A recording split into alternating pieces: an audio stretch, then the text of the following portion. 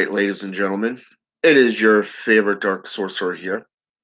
And today I want to talk to you about demons, the demonic reality.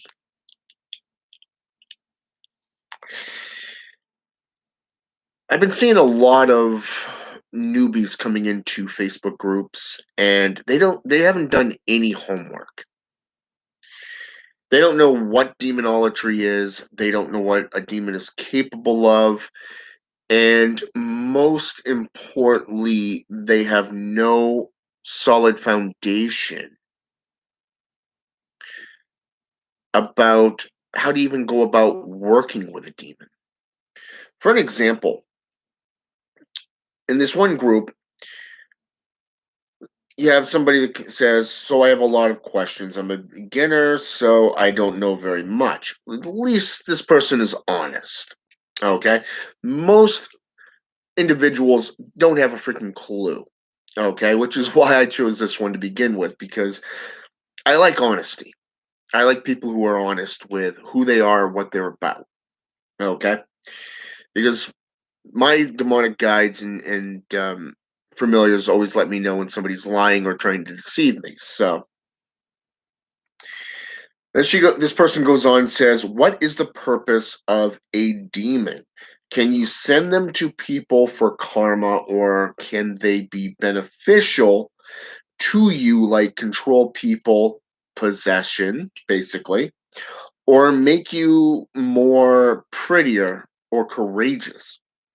What are the first things you should learn about demons?" Okay. If you try to work with one demon and things don't work out, can you move to a different demon? How are you supposed to spawn demons? Are you supposed to know which demon is for you? How do you get in touch with a demon or just get to know it more personally? And I know some of these questions are maybe dumb, but like I said before, I am a beginner at this. Okay. Well, first of all, let me start with this one here. What are first things that you should learn about demons? Okay. Anyone getting into Satanism, spirituality, or any form of religious worship, you really got to know the spirit that you're trying to make contact with. What you are trying to get out of it. Okay.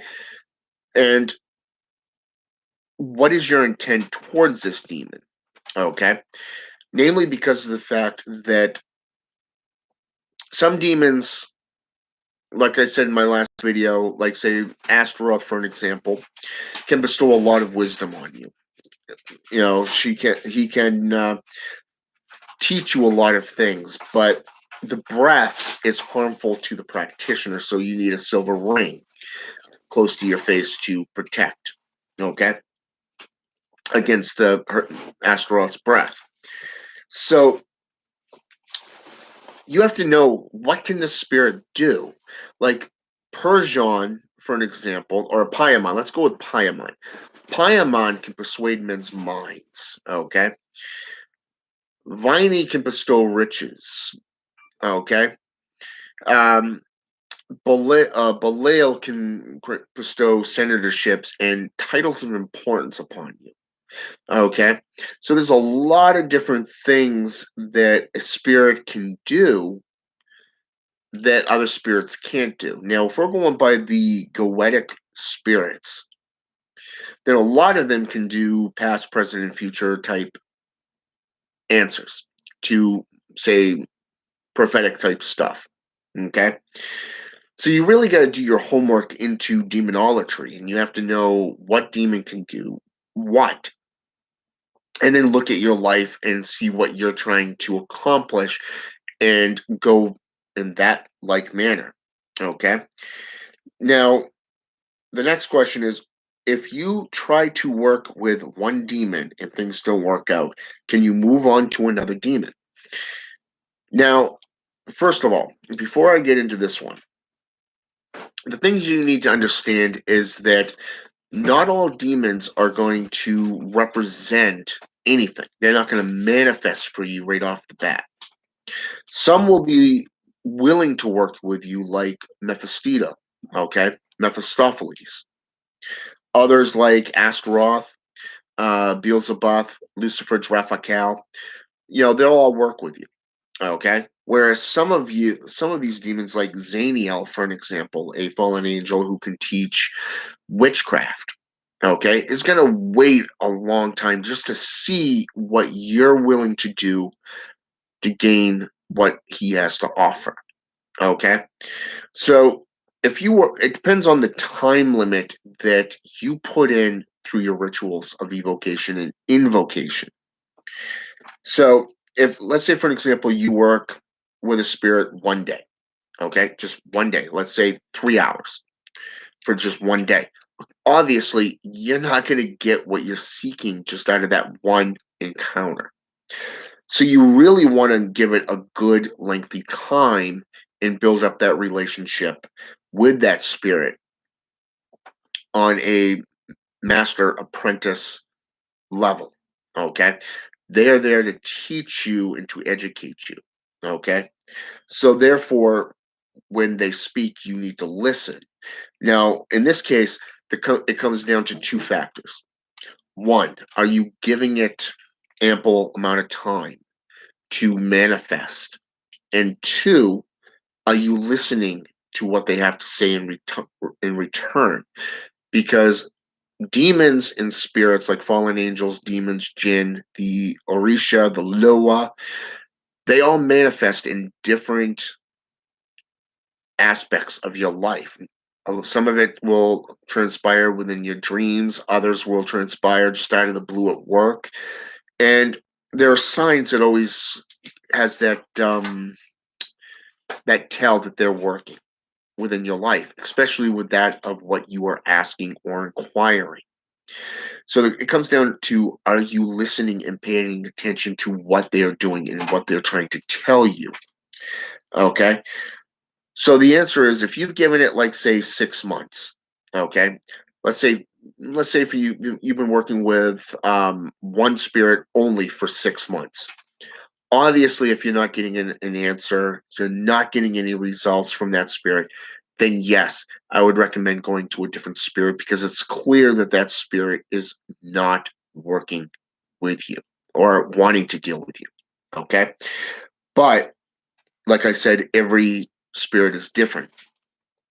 Now, the next question is, how do you suppose to spawn demons?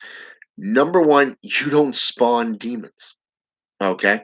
Demons are born from demons, okay? Namely, the mother of all demons. That is Lilith, or Lilitu, okay? The mother, okay? Not you. However, demons have been known to produce Nephilim with human parents, okay?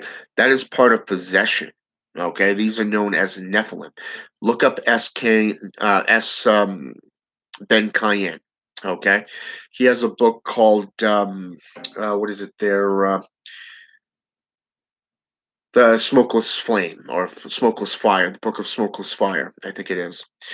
Very good book. Talks a lot about the jinn. Talks a lot about Nephilim, and he will bring you into areas that you never thought possible. Okay, he is the foremost expert, in my opinion, on Nephilim. Okay, especially when having anything to do with Nephilim's demons and stuff like that in that arena. Okay. But as for a practitioner, as for um a human being, you do not spawn demons. Okay. Now, how are you supposed to know which demon is for you? Okay. Well, first of all, what spirit, when you're reading over demonolatry, no matter what system, let's say, for an example, you're working with the Munich manuscript. Okay. There's the 36 deacons of destruction. If you're going out of the 6 and 7 books of Moses, you're going to have the 7 Olympic spirits. You're going to have the seven crown princes of of the air. So I mean, you're going to have a couple of different types of spirits right there that to work with. If you're going from the grimoire systems, let's say, let's go with the Salamantic keys. You know, the Goetia. Then you're going to have 72 demons of the Goetia. If you're going by the Islamic lore, then you're going to be going with the 72 jinn. Okay, so there's a lot of different spirits and a lot of different pantheons out there that deal with a lot of different demons and what is classified today as demons. Devi demons, you know, the Coco demon, you know, stuff like that, or just plain the demon in general. So again, it comes down to what your intent is, what your end result is, and most importantly, what you connect to of what's going on in your life and what these spirits can do for you. Okay. Let's say, for an example, if you're looking for more financial benefits, I would recommend with working with both Boone and Viney. Okay, Viney can really bring that financial gain in, whereas Boone will you know, take it away. Okay, but if you put, let's say, for example, you're at a job and you're doing a ritual to gain better employment, a better stature in your company. So I would put Boone against all those others that are going for the same position. Okay, that looking for that raise or whatever, that better title. So I would use him to block them and use Viney to benefit me. Okay, but I would also recommend Paimon to persuade the higher ups to look in your direction. Okay, and then Belial for that title. Okay, because he can bestow that title of importance upon you, that senatorship or that whatever title you're going for. Okay. So when you connect with a spirit, let's say for example, you're going with you're looking for your patron or patroness. What spirit do you relate to? What is right there in your mind? Which one do you always find yourself going to? Okay, that spirit alone would be your patroness or your patron. If you don't have one that you choose, like say if you're a beginner, you're a neophyte, a acolyte, then I would recommend opening up your ritual chamber and invite the spirit in. You know, whichever, and put the plea out there to say, okay, hey, I'm looking for my familiar. Which one of you spirits out there are willing to be my patron or patroness? Okay, who's willing to guide me and to educate me and to teach me? Okay, and they will come to you. It's the same thing with finding out who your creator is. Okay, it's the same exact thing, but I would recommend the time of the year. I would recommend when the veil is thin. When would you have what pantheon or type of sorcery you're doing? If you're a necromancer, a Satanist, shaman, you know, whatever. Look at the time of year. What lunar moon phase is going to be most potent. A lot of time it's a super moon or a red moon, a blue moon, or even that of say Samhain. Okay, when the veil is thin between between the realms, but more so you want to look at the moon phase within the sense of the blood moon appears every 6 months. The harvest moon at least once a month, once or twice a year. Okay, a blue moon that's obviously once a month, you know, once a year. Okay, when you get super moons, those are very powerful sources of energy that you can tap into. Okay, to acquire to the demonic world. All right. And how are you supposed to know? Let's see. The next one is how do you get in touch with a demon or just get to know it more personally? Well, there are a number of different ways that I can answer this. Okay. Number one, you can go with invocations, summonings, evocations. A lot of these are good.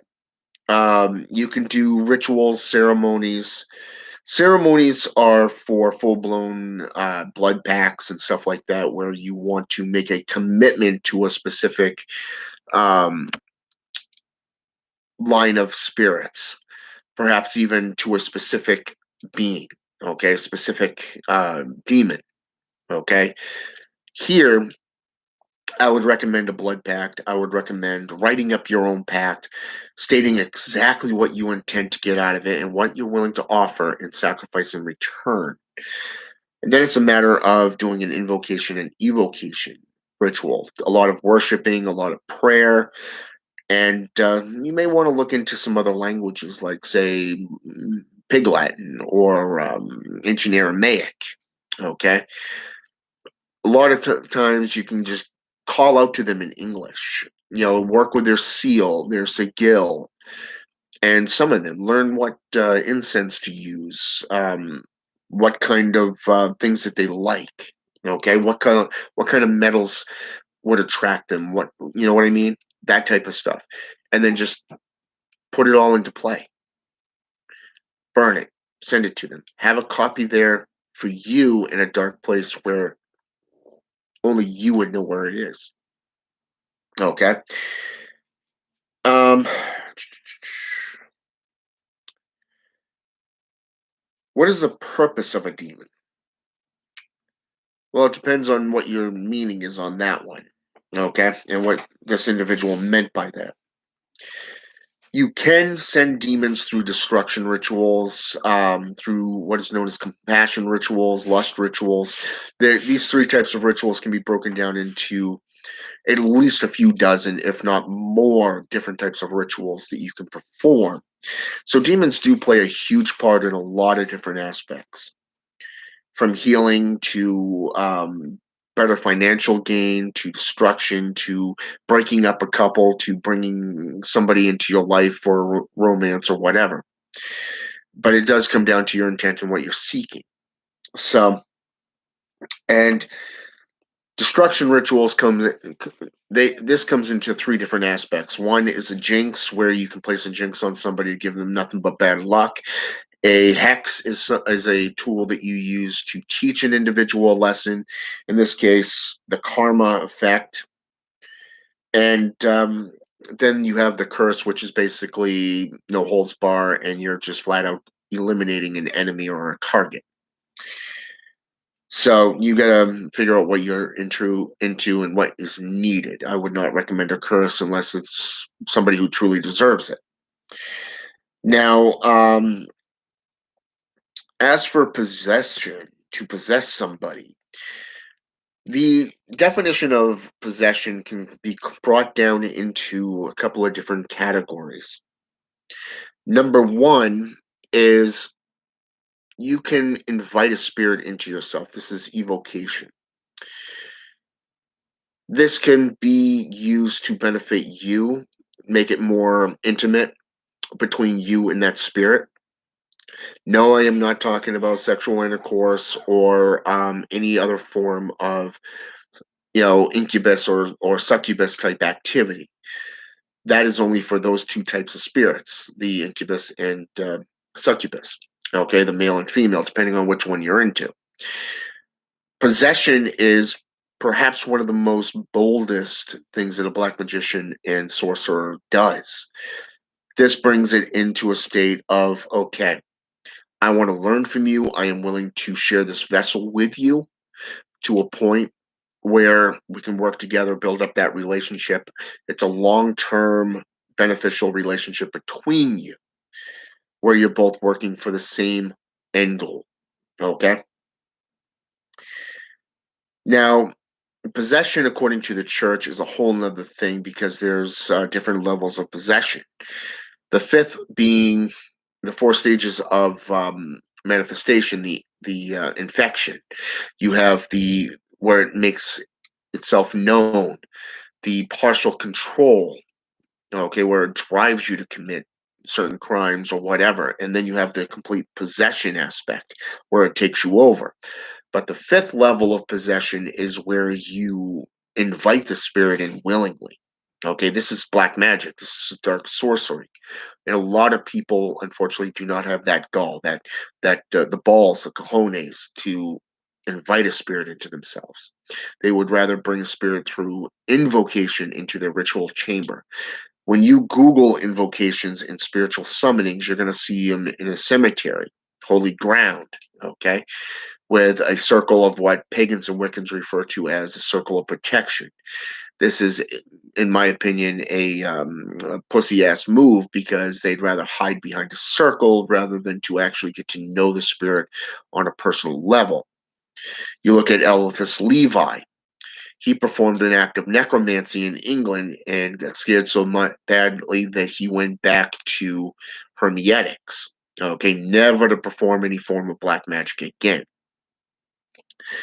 Very few people have the gall to perform black magic on this level. Okay, so an invocation, on the other hand, is where you bring the spirit into a triangle of evocation. Okay, this is where you literally bring them into an invocation into a triangle. Okay, where you're in a circle of, according to pagans and Wiccans, quote and unquote, circle of protection. When in reality, the circle is a circle of empowerment. It is where you empower your circle, your invocations, and your sorcery. The triangle is where the spirit manifests in that manner, unless you're doing evocation. Evocation is where you bring them into yourself. Okay? So you really do want to classify what your intent is, how you're willing to do it, and what you're willing to do in this case. So they can be beneficial to you as a practitioner if you are willing to do that. But that comes down to the individual, like I said. Okay. So with that said, the three things that I would recommend for any beginner: research is number one, most important. Do your homework on that spirit or the type of spirits that you're getting into. It doesn't matter if you're into voodoo. It does not matter if you're into Palo, either Monty or Mayumbi, Palo Mayumbi, okay? If you're into Kimbiza, or say, for an example, Hoodooism, Quimbanda, Umbanda, okay? These are the African Caribbean traditions, including Brujeria, okay? If you're into mainstream witchcraft, get to know the spirits. Still, do your homework, depending on the pantheon that attracts you. There's a number of different pantheons out there. Do your homework on those spirits. And when you feel that you are ready, then go on to stage two. Collect the items that will be needed for your ritual. Okay. And thirdly, once you have everything in play, then do the ritual. Okay. And if you don't feel comfortable doing that type of ritual or any form of ritual that you have not done, you can reach out to more experienced practitioners and hire them to do a job for you. Okay? That is up to you. Every practitioner has their own prices that they put forth. Okay? But I would not recommend doing any rituals of any kind within the first year. Okay? Or at least at best within this first 6 months. The first 6 months should be all about research, information gathering, and then collecting all the items needed. After that, try to attempt some more minor things like meditation, get into certain things like getting into divination, of some form of divination, like, say, tarot cards, runes. Um, Work at finding that center, that balance of your equilibrium where you are able to become a clairvoyant, an empath, um, a mediumship level. Okay. Normally, I would recommend studying a path working for a year. Okay. The best system that I found out there personally within the last decade was the Celtic Golden Dawn. Practice for a year, reflect for a day. Okay, basically what this means is you go out, you study this one and practice this one system for an entire year. Okay, and then reflect on it. You have a journal, you have a dream journal, you have your BOS, your Book of Shadows. You've gotten all this information over this year that you've collected. Reflect on it, read it. Look at what you've written down. Decide, is this pantheon, is this type of work for you? If not, then move on to another system of magic. Okay? And then do the whole thing over for another year.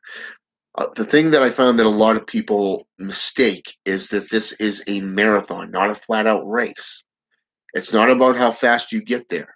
It's about the journey, especially with working with spirits. There's no easy button here. This is something that you have to work for. You have to work for it. You have to put the time in. You have to put the effort in. Remember, it's about dedication, commitment, and repetition. Okay? This is what that's about. So when you get into this, break it down into sections. Don't feel pressured to go, okay, I got to get into this quickly.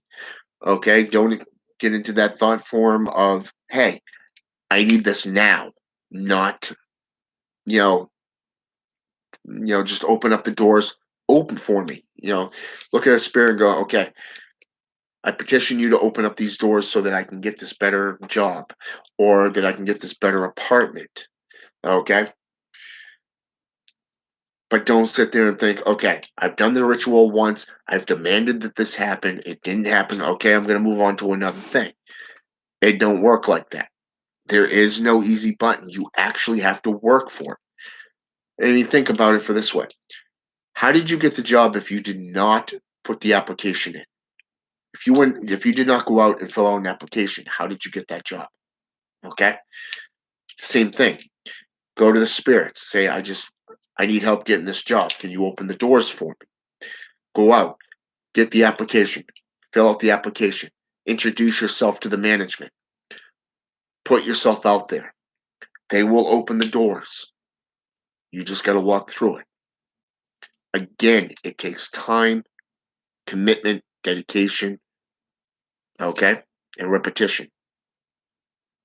When you become more adept and you've been aligned with that system of magic, that system of sorcery, then you can go on to higher things, more potent magics. I've been doing this for 30 years. 30 years. I'm on my 31 year in sorcery. I know people who are more devout than I am. They've been in it a lot longer, sometimes less. Everybody has a different degree of intuitiveness within spirituality. Some get it faster, others don't. That's why I tell you, it's not a race, it's a marathon. All right? So think about that. That's some stuff for you to chew on. All right? Have a good night.